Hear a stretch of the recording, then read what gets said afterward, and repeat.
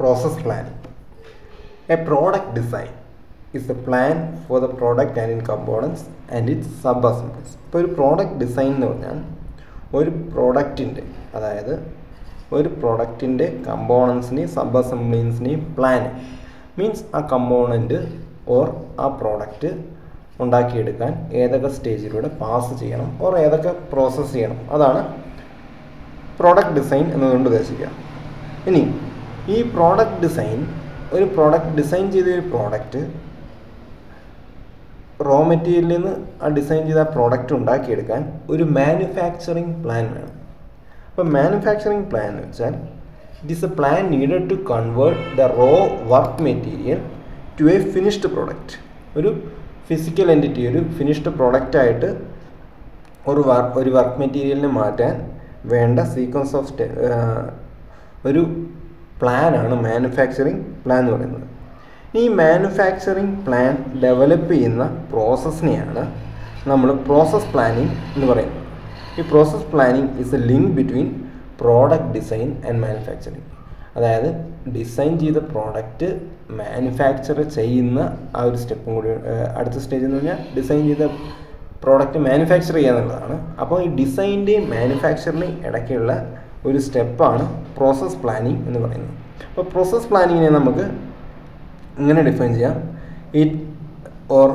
Process planning എന്താണെന്ന് പറയാം. It involves determining the sequence of processing and assembly steps that must be accomplished to make the product. അതായത് sequence of operations or sequence of process or assembly steps to make up the product. ഒരു ഡിസൈനിൽ നിന്ന് ഒരു finished product ഉണ്ടാക്കിയെടുക്കാനുള്ള sequence of operations prepare ചെയ്യുന്നതിനാണ് നമ്മൾ process planning എന്ന് പറയുന്നത്. So manufacturing plan is needed to convert a product design to product. ഒരു ഡിസൈൻ ചെയ്ത ഒരു ഡിസൈനിനെ ഒരു പ്രോഡക്റ്റാക്കി മാറ്റുന്നതിന് ഒരു മാനുഫാക്ചറിങ് പ്ലാൻ വേണം. ആ പ്രോസസ് പ്ലാനിങ് എന്ന് പറയുന്നത് അതിനാണ് നമ്മൾ പ്രോസസ് പ്ലാനിങ് എന്ന് പറയുക. ഈ പ്രോസസ് പ്ലാനിങ് എന്ന് പറയുന്നത് sequence of processing and assembly steps, അതായത് ഒരു പ്രോഡക്റ്റ് ഫോം ചെയ്യാൻ എടുക്കുന്ന അസംബ്ലി സ്റ്റെപ്സ് ഓർ പ്രോസസ്സിങ് സ്റ്റെപ്സിനെയാണ് പ്രോസസ് പ്ലാനിങ് എന്ന് പറയുക. ഈ process planning deals with technical issues, that is types of equipment, types of tooling required. അതായത് ഒരു പ്രോഡക്റ്റ് പ്രോസസ് പ്ലാനിങ് എവിടെയൊക്കെ ആപ്ലിക്കബിൾ ആണെന്നുള്ളതാണ്. അപ്പോൾ അതിനകത്ത് പ്രോസസ് പ്ലാനിങ്ങിൽ വരുന്ന ടെക്നിക്കൽ ഇഷ്യൂസ്, ഇത് ഏത് ടൈപ്പ് എക്യുപ്മെൻറ്റ് വേണം, മീൻസ് ഏത് ടൈപ്പ് മെഷീൻസ് വേണം ആ പ്രോഡക്റ്റ് മാനുഫാക്ചർ ചെയ്യാൻ, ഇനി ഏതൊക്കെ സെറ്റ് ഓഫ് ടൂൾസ്, ഏതൊക്കെ ടൈപ്പ് ടൂൾസ് വേണം. ഈ പ്രൊഡക്ഷൻ പ്ലാനിങ് എന്ന് പറയുമ്പോൾ എന്തൊക്കെ വരും എന്ന് നോക്കാം. Production planning means ordering of materials and resources to make up the product. അത് പ്രൊഡക്ഷൻ പ്ലാനിങ് എവിടെയാണ് തുടങ്ങുന്നതെന്ന് നോക്കാം. അതായത് ഒരു ഓർഡർ കിട്ടിക്കഴിഞ്ഞാൽ ആ ഓർഡറിന് പ്രകാരമുള്ള മെറ്റീരിയൽസ് ഓർ പ്രോഡക്റ്റ് മാനുഫാക്ചർ ചെയ്യാനുള്ള റോ മെറ്റീരിയൽ ഓർഡർ തൊട്ട് തുടങ്ങുന്നതാണ് പ്രൊഡക്ഷൻ പ്ലാനിങ്. ഇനി പ്രോസസ് പ്ലാനിങ് എന്ന് പറയുമ്പോഴും ആ ഡിസൈൻ ചെയ്ത ആ പ്രോഡക്റ്റ് ഏതൊക്കെ സ്റ്റേജിലൂടെ കടന്നു പോയാലാണ് ഓർ ഏതൊക്കെ പ്രോസസ്സിങ് സ്റ്റെപ്സ് അപ്ലൈ ചെയ്താലാണ് ഒരു ഫിനിഷ്ഡ് ഗുഡായിട്ട് കിട്ടുക, ഒരു ഫിനിഷ്ഡ് പ്രോഡക്റ്റായിട്ട് കിട്ടുക, അതാണ് process planning. The scope and variety of processes are limited to availability of equipments in the plant. ഇനി നമുക്ക് നോക്കാം scope and variety of process. അതായത് ഒരു പ്രോഡക്റ്റ്, സപ്പോസ് ഒരു പ്രോഡക്റ്റ് മാനുഫാക്ചർ ചെയ്യാൻ 10 സ്റ്റെപ്പ് വേണ്ട വരും, ഓർ 10 പ്രോസസ്സിങ് സ്റ്റെപ്സ് വേണ്ട വരും എന്ന് എഴുതുക. പക്ഷെ അത് ഈ 10 സ്റ്റെപ്പും ചെയ്യാനുള്ള ക്യാപ്പബിലിറ്റി ഓർ 10 സ്റ്റെപ്സും ചെയ്യാനുള്ള ക്യാപ്പബിലിറ്റി ആ പ്ലാന്റിന് ഉണ്ടായെന്ന് വരില്ല. മീൻസ് അത്ര എക്യുപ്മെൻറ്റ് പ്ലാന്റിൽ ഉണ്ടായെന്ന് വരില്ല. അപ്പം അങ്ങനെയുള്ള കേസിൽ ഒന്നില്ലെങ്കിൽ അഡീഷണൽ മെഷീൻസ് നമ്മൾ പ്രൊക്യൂർ ചെയ്യണം, അല്ലെങ്കിൽ വാങ്ങി സ്ഥാപിക്കണം. അല്ലെങ്കിൽ അങ്ങനത്തെ ഒരു ക്യാപ്പബിലിറ്റി ഇല്ലെങ്കിൽ നമുക്ക് അതുപോലത്തെ ക്യാപ്പബിലിറ്റിയുള്ള കമ്പോണൻസ് ആവശ്യമാണെന്നുണ്ടെങ്കിൽ പുറത്തുള്ള വെൻഡേഴ്സിൽ നിന്ന്, അതായത് സെയിം പ്രോഡക്റ്റ് സപ്ലൈ ചെയ്യുന്ന വെൻഡേഴ്സിൽ നിന്ന് നമുക്ക് വാങ്ങിക്കാം. സപ്പോസ് നട്ട്സ് ആൻഡ് ബോൾട്ട്സ് നമുക്ക് ആവശ്യമാണെന്നില്ല, വളരെ മൈനർ ക്വാണ്ടിറ്റിയിൽ നമുക്ക് ആവശ്യമാണ്. പക്ഷെ നമ്മൾ ഈ നട്ട് ആൻഡ് ബോൾട്ട് പ്രൊഡ്യൂസ് ചെയ്യാനുള്ള ഫെസിലിറ്റി നമ്മൾ ഉണ്ടാക്കിയെടുക്കണമെങ്കിൽ നമ്മൾ അതിന് വേറെ മെഷീൻസ് ഇൻസ്റ്റാൾ ചെയ്യണം, ഓപ്പറേറ്റേഴ്സിനെ വെക്കണം, ഫ്ലോർ സ്പേസ് വേണം, അങ്ങനെയുള്ള ആവശ്യങ്ങളൊക്കെ ഉണ്ട്, അങ്ങനെയുള്ള കാര്യങ്ങളൊക്കെ വരുന്നുണ്ട്. അപ്പോൾ ആ കേസിൽ നമുക്ക് ചെയ്യാവുന്നൊരു കാര്യം എന്ന് പറയുന്നത് നമ്മൾ ഔട്ട്സൈഡ് വെൻഡേഴ്സ്, നമുക്ക് പാർട്സ് മിനിമം വേണ്ടത്, അതായത് കുറച്ച് കമ്പോണൻസ് വേണ്ട ഐറ്റംസ് ഒക്കെ ആണെങ്കിൽ, കുറച്ച് നമ്പർ ഓഫ് പാർട്സ് വേണ്ടതൊക്കെ ആണെങ്കിൽ നമ്മൾ എന്ത് ചെയ്യാം, ഔട്ട്സൈഡ് വെൻഡേഴ്സിനെ ആശ്രയിക്കാം. അവരോട് സപ്ലൈ ചെയ്യാൻ നമുക്ക് ആവശ്യമുണ്ട്. അപ്പോൾ അതായിരിക്കും നമ്മൾ സ്വന്തം ഫേമിന് പ്രൊഡ്യൂസ് ചെയ്യുന്നതിനെ കഴിഞ്ഞും, ലിമിറ്റഡ് നമ്പർ ഓഫ് കമ്പോണൻസാണ് വേണ്ടെങ്കിൽ സ്വന്തം ഫേമിന് പ്രൊഡ്യൂസ് ചെയ്യുന്നതിനെ കഴിഞ്ഞും എളുപ്പവും എക്കണോമിക്കലും ഔട്ട്സൈഡ് വെൻഡേഴ്സിനെ ആശ്രയിക്കുന്നതായിരിക്കും. ഇനി ഒരു പ്രോസസ് പ്ലാനിങ്ങിൽ എന്തൊക്കെയാണ് ഉള്ളതെന്ന് നോക്കാം. പ്രോസസ് പ്ലാനിങ് ചെയ്യുന്നത് സാധാരണ മാനുഫാക്ചറിങ് എഞ്ചിനീയേഴ്സാണ്. അപ്പോൾ manufacturing engineers should be familiar with manufacturing process and process available in the factory and able to interpret engineering drawings. അതായത് മാനുഫാക്ചറിങ് എഞ്ചിനീയേഴ്സാണ് ഈ പ്രോസസ് പ്ലാൻ തയ്യാറാക്കുന്നത്. അപ്പോൾ ഇവർക്ക് ആ ഫാക്ടറി കപ്പാസിറ്റീനെ കുറിച്ച് നല്ല അറിവുണ്ടായിരിക്കണം. പിന്നെ എഞ്ചിനീയറിംഗ് ഡ്രോയിങ്സ് ഇൻ്റർപ്രിറ്റ് ചെയ്യാൻ, അതായത് ആ ഡ്രോയിങ്സ് ഇൻ്റർപ്രിറ്റ് ചെയ്യാനുള്ള കഴിവുണ്ടായിരിക്കണം. അപ്പോൾ ഇനി ഇത്രയും നോളജ് വെച്ച് അവരുടെ പ്ലാനേഴ്സിൻ്റെ നോളജ്, സ്കില്ല് ആൻഡ് എക്സ്പീരിയൻസ് വെച്ചാണ് ഈ logical sequence of steps, that is process plan form ചെയ്യുന്നത്. ഇനി പ്രോസസ് പ്ലാനിങ്ങിൽ എന്തൊക്കെയാണ് ഉള്ളത് എന്ന് നമുക്ക് നോക്കാം. പ്രോസസ് പ്ലാനിങ് എന്തൊക്കെയുള്ളതെന്ന് നോക്കാം. First one, interpretation of drawings, that is material, tolerance etcetera. അതായത് ഡ്രോയിങ് ഇൻ്റർപ്രിറ്റ് ചെയ്യുക. ഒരു ഡ്രാഫ്റ്റ്സ്മാൻ പ്രിപ്പയർ ചെയ്ത, ഒരു ഡിസൈനർ പ്രിപ്പയർ ചെയ്ത ഡ്രോയിങ് മനസ്സിലാക്കുക. ഇനി അത് ആ ഡ്രോയിങ്ങിൻ്റെ സ്പെസിഫിക്കേഷനിൽ കൊടുത്തിട്ടുണ്ടാവും, ഏത് മെറ്റീരിയലാണ്, ഇനി അതിൻ്റെ എത്ര ടോളറൻസ് എത്രയാണ്, സർഫസ് പ്രിഫറൻസ് എത്രയാണ്, അതൊക്കെ മനസ്സിലാക്കുക. ഇനി അടുത്തത് ചോയ്സ് ഓഫ് പ്രോസസ് സീക്വൻസ്.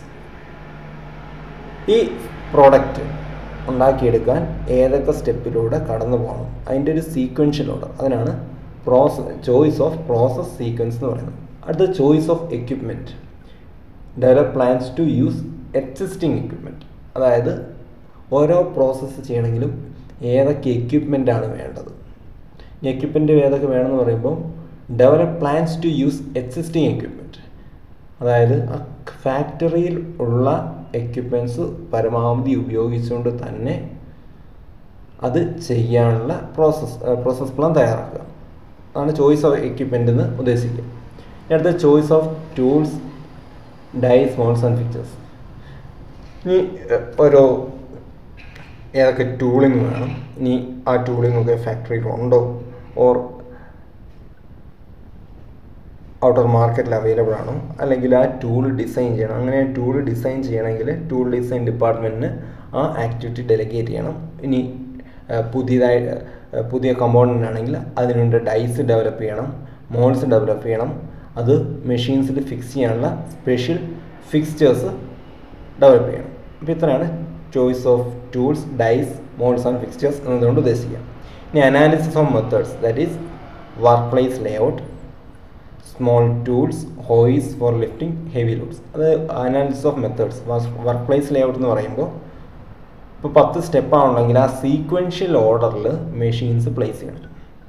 ഇപ്പോൾ നമുക്ക് കാറിൻ്റെ ഒരു അസംബ്ലി ലൈനിലേക്ക് അറിയാം, ഒരു സീക്വൻഷ്യൽ ഓർഡറാണ്. അപ്പം ഫസ്റ്റ് സ്റ്റെപ്പ് ചെയ്യേണ്ടത്, അതായത് ഫസ്റ്റ് പ്രോസസ്സ് ചെയ്യേണ്ട മെഷീൻ ആദ്യം, ഇനി സെക്കൻഡ് പ്രോസസ്സ് ചെയ്യേണ്ട മെഷീനാണ് ഫസ്റ്റ് മെഷീൻ്റെ തൊട്ടടുത്തിരിക്കേണ്ടത്.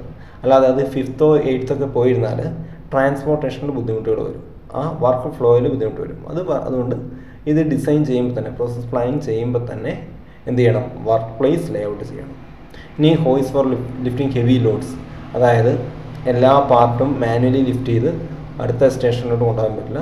അപ്പോൾ അതിന് ഹോയ്സ് ഓർ ക്രെയിൻസ്, ചെറിയ ക്രെയിൻസൊക്കെ ഓർ പാലറ്റ് ട്രക്സ് മുതലായവ ലിഫ്റ്റ് ചെയ്യാൻ, അതായത് വർക്ക് പാർട്ട് ഒരു സ്റ്റേഷനിൽ നിന്ന് അടുത്ത സ്റ്റേഷനിലോട്ട് ട്രാൻസ്പോർട്ട് ചെയ്യാൻ ഉള്ള ഫെസിലിറ്റീസ് ക്രമീകരിക്കണം. അടുത്തത് വർക്ക് മെഷർമെൻറ്റ്സ്. ഓരോ പ്രോസസ്സ് കഴിഞ്ഞിട്ടും വർക്ക് മെഷർമെൻറ്റ് ടെക്നിക്സ് ഡെവലപ്പ് ചെയ്യണം. ഓരോ സ്റ്റേജിലും ഫസ്റ്റ് സ്റ്റേജ് ടു സെക്കൻഡ് സ്റ്റേജിലോട്ട് വരുമ്പോൾ വേണ്ട ടോളറൻസ് മെയിൻറ്റെയിൻ ചെയ്തിട്ടുണ്ടോ, സർഫസ് ടഫ്നെസ് മെയിൻറ്റെയിൻ ചെയ്തിട്ടുണ്ടോ എന്ന് റെഗുലറായിട്ട് ചെക്ക് ചെയ്യണം. അങ്ങനെ റെഗുലറായിട്ട് ചെക്ക് ചെയ്ത് എന്തെങ്കിലും ഡിഫക്റ്റ് ഉണ്ടോ എങ്കിൽ ആ സ്റ്റെപ്പിൽ തന്നെ അത് സ്ക്രാപ്പായി മാറ്റുകയും ചെയ്യണം. അടുത്തത് choice of cutting tools and cutting conditions.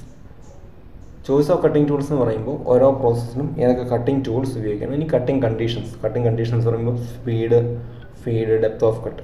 അപ്പോൾ ഈ ഡാറ്റയൊക്കെ നമുക്ക് കിട്ടുന്നത് സ്റ്റാൻഡേർഡ് ഹാൻഡ് ബുക്കിൽ നിന്നാണ്. ഫോർ എക്സാമ്പിൾ മൈൽഡ് സ്റ്റീൽ ഏത് സ്പീഡിൽ ടേൺ ചെയ്യാം, ഓക്കെ, ഇനി റഫ് കട്ടാകുമ്പോൾ ഏത് ഡെപ്ത് ഓഫ് കട്ട് കൊടുക്കാം, ഇനി കാസ്റ്റ് അയൺ ആകുമ്പോൾ ഏത് സ്പീഡിൽ ടേൺ ചെയ്യാം, എത്ര ഡെപ്ത് ഓഫ് കട്ട് കൊടുക്കാം, ഇനി അത് ഏത് ടൈപ്പ് ടൂൾ യൂസ് ചെയ്യും. അതാണ് choice of cutting tools and conditions എന്ന് പറയുന്നത്. അത് നമുക്ക് standard hand book recommendations available ആണ്. അപ്പോൾ ഈ ഹാൻഡ് ബുക്ക് റെക്കമെൻഡേഷൻസിനാണ് ഇതൊക്കെ തീരുമാനിക്കുക. മുമ്പ് എക്സ്പെരിമെൻ്റ് വഴി ലാബിൽ പ്രൂവ് ചെയ്ത